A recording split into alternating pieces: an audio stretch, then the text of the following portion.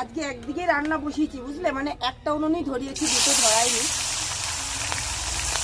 কালকের মাছগুলো, কালকে মাছ তো রান্না করিনি, সব রেখে মানে ধুয়ে রেখে দিয়েছিলাম। তো আজকে রান্না করছি, এই যে পুঁটি মাছ তেলের পরে দিয়ে দিলাম।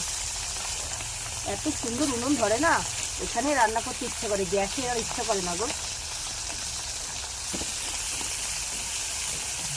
পুঁটি মাছগুলো বেশ বড় বড় ছিল জানো, একেবারে ছোট ছিল না দেখে অতটা সমস্যা হয়নি।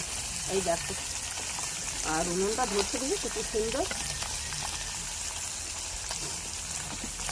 বলো তো পুঁটি মাছটা কী করবো, মানে কিভাবে রান্না করলে ভালো হবে একটু বলে দাও না। বুঝতে পারছি না, মানে পুঁটি মাছটা দিয়ে কী করবে, দেখি তেলাপিয়া মাছও আছে, কোনটা যে কীভাবে করবো বুঝতে পারছি না বুঝলে।